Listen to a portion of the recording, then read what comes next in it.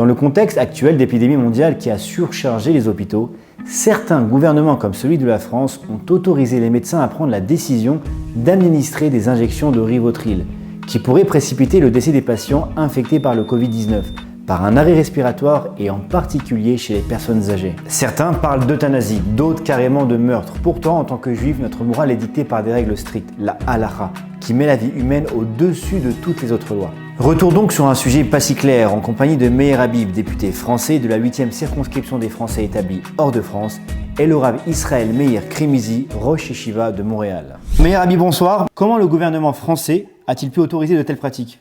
J'imagine que dans la crise actuelle grave du corona que nous vivons, le gouvernement français prend beaucoup d'ordonnances, des décrets pour essayer d'aller dans le bon sens, on va dire comme ça. Et dans le cas présent, donc un décret a été pris. J'ai été alerté par beaucoup de gens, en particulier il y a eu une interview du professeur Hardy sur Radio Shalom. Qu'est-ce que fait ce décret du 28 mars dernier? Il permet donc l'utilisation du Rivotril. Qu'est-ce que c'est que le Rivotril? Ce n'est pas un médicament, c'est une injection qui forcément amènera la mort du patient. Elle est donnée parfois tout simplement parce que pour certains médecins, le patient est en phase terminale, il a d'énormes suffocations, il faut le soulager et comme il pense que c'est terminé, on lui injecte pour qu'il n'ait pas de souffrance. Je pense que ça peut souvent partir d'un bon sentiment. Hélas, c'est contraire à la loi. Pourquoi? Parce que dans le cas précis, le Rivotril n'est pas utilisé avec l'accord du patient, qui souvent n'est même pas au courant, et ni de la famille. Une société qui ne fait pas attention à ses seniors, aux gens qui arrivent à la fin de leur vie, pour leur donner le maximum de vivre le plus longtemps possible, en meilleure santé possible, n'est pas une société qui se respecte. Et lorsqu'on a nos retraités qui sont dans des EHPAD et qu'un médecin, ce qui est nouveau, c'est que c'est fait simple. N'importe quel médecin en France, s'il le décide, peut transmettre, ce n'était absolument pas le cas auparavant, transmettre du Rivotril. Qui peut dire à quelqu'un qui finalement a un problème pulmonaire et qui est peut-être même pas à l'hôpital, qui est chez lui à la maison, on a décidé qu'il est en phase terminale, on va lui donner du Rivotril. Excusez-moi, mais en parlant de loi, est-ce qu'il y a des moyens juridiques de s'opposer à ce décret aujourd'hui ? Vous me posez une très bonne question. Pour rien vous cacher, j'attends des avocats m'ont appelé. Ils veulent aller devant le Conseil d'État. Je sais d'ores et déjà qu'il y a des membres du Conseil économique et social et certains députés, dont moi-même, qui, si jamais je veux voir d'abord la rédaction du recours devant le Conseil d'État, mais je veux pas en faire une question politique. Pour moi, c'est une question d'éthique. Une question de savoir est-ce qu'on peut, à un niveau ou un autre, sauver le patient avant de lui injecter le Rivotril. Le nombre de médecins qui m'ont téléphoné pour me faire part un peu de leur perplexité et leurs doutes est très important. Entre parenthèses, pour être tout à fait honnête, il y a aussi d'autres médecins qui m'ont appelé pour me dire l'inverse, en m'expliquant que le Rivotril était très important parce qu'il soulageait d'atroces souffrances un patient phase terminale. Et quand on parle d'un médecin traitant qui vient et qui va administrer ça à un patient, dans quel cas il peut être dans une phase terminale?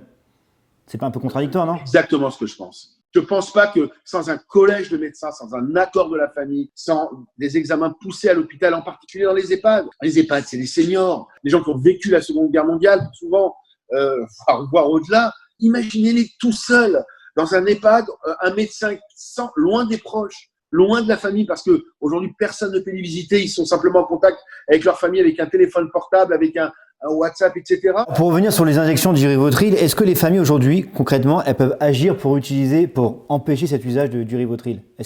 Hélas, avec le décret qui est sorti, les familles, il est écrit nulle part dans le décret que ça sera avec l'accord de la famille. Donc, est-ce qu'on ne peut pas se tromper? Est-ce qu'il y a quelque temps, vous n'étiez pas en train de nous expliquer, par exemple, que le masque, ça ne servait à rien, qu'elle ne savait pas s'en servir? Vous poussez une vraie question. Quelqu'un de la famille ne peut pas, à ce stade, s'opposer. Cette ordonnance date est valable jusqu'au 15 avril. Donc, c'est encore une bonne semaine. Je ne vous cache pas qu'on va saisir le Conseil d'État. J'espère au maximum que ce décret ne soit pas prorogé après la date du 15. Moi, je ne suis contre l'euthanasie. Pour des raisons philosophiques, pour des raisons éthiques, parce que je considère que tant qu'il y a de la vie, il y a de l'espoir. Au-delà des questions... je suis par ailleurs juif, croyant, et c'est aussi important pour moi. Mais vous parlez de cette loi sur l'euthanasie, etc. Mais vous avez déclaré « l'état d'urgence ne peut justifier l'euthanasie ». Alors moi, j'ai une question simple. L'euthanasie, c'est quand le malade veut mourir, mais là, le malade, il ne veut pas mourir. Donc, est-ce que le terme de euthanasie est bien choisi ou c'est pour éviter de citer un autre terme qui serait beaucoup plus violent, on va dire?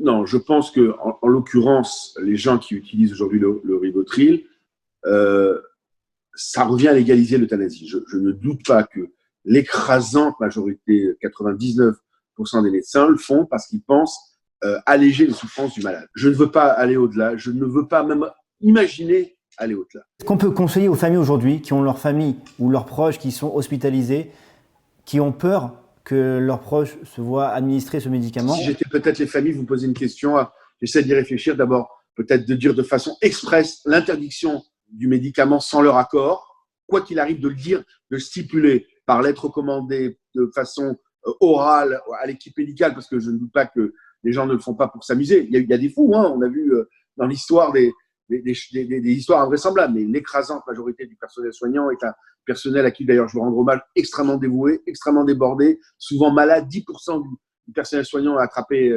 coronavirus, et je voudrais leur rendre un hommage vibrant. Je vais vous dire, j'ai eu des gens qui m'ont appelé, des personnes âgées, elles m'ont dit elles tremblent d'aller à l'hôpital. Elles étaient au bord des larmes. Elles me disent, si jamais on est malade, on sait qu'on est mort, et c'est terrifiant. Des dizaines de personnes âgées m'ont dit ça, et ça me touche. Ces personnes, ça peut être ma mère, mon frère, mon père, des gens proches de nous. Et c'est ce que je dis à tout le monde. Imaginez quand vous signez un décret que c'est votre père, que c'est votre frère, que c'est votre mère. Est-ce que vous n'essayez pas tout pour… Enfin, en tout cas, c'est tellement évident. On fait tout pour essayer, pas de s'acharner, de sauver. On n'y arrive, hélas, pas à chaque fois. Mais on peut y arriver. Même si on arrive un petit peu, je crois que c'est déjà suffisant. Rav Krimizi, est-ce qu'il y a des cas où la halakha permet l'usage du Rivotril? Par exemple, dans le cas d'une personne âgée qui souffre beaucoup. La halakha ne permet en aucun cas d'enlever la vie de quelqu'un, même pour une seule seconde.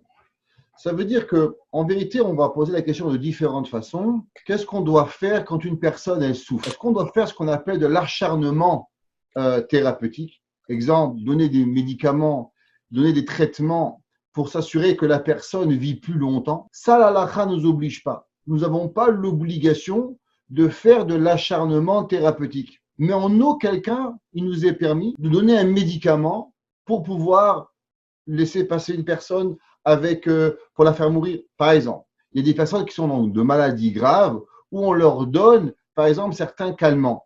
Alors, on a le droit de continuer à donner ces calmants.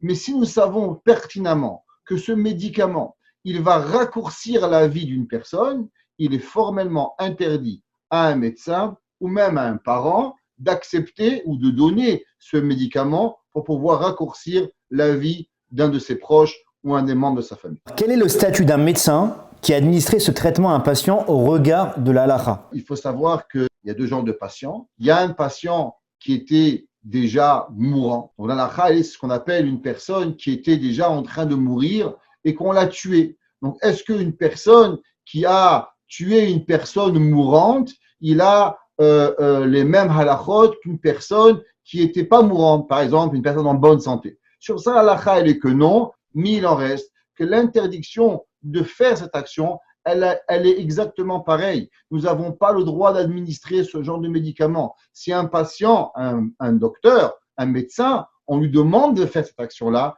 il ne lui est pas permis de poser ce geste médical, entre guillemets. Qu'est-il permis de faire pour empêcher les médecins d'avoir recours à ce traitement? Parlons par expérience et en ayant parlé avec beaucoup de rabbinim sur ce sujet, et ça touche ce cas-là et aussi beaucoup de personnes âgées qui sont souvent dans certaines situations. Vous savez que les hôpitaux, malheureusement, quand ils voient que les familles ne s'intéressent pas beaucoup à leurs parents ou à leurs grands-parents ou à certaines personnes, alors ils se permettent de poser des actions et des actes médicaux qui sont très questionnables. Et quand on leur demande la question, ils disent mais il y avait personne qui était là, on nous a donné aucune directive de quoi faire. À l'inverse, quand ils voient que les parents, que les enfants, que les petits-enfants, que la famille est derrière, qu'on appelle le médecin et qu'ils voient qu'il y a une pression familiale derrière le médecin, alors ils font excessivement attention à ce qu'ils vont faire. Donc, par exemple, il n'y a pas longtemps, on m'a appelé, il y a une personne qui était à l'hôpital, je lui ai même permis Shabbat d'appeler le médecin. Pourquoi? pour que le médecin comprenne que les parents sont derrière et qu'ils veulent s'assurer que les parents et que la maman ou la mamie va être là et qu'on veut savoir exactement quoi faire avec le médecin. Et très souvent, c'est pas seulement du safek pikuach nefesh, un doute de la vie d'une personne, mais c'est véritablement sauver la vie d'un patient. Quand les médecins et l'équipe médicale, elle voit que la famille est derrière et appelle tous les jours. Comment va mon père?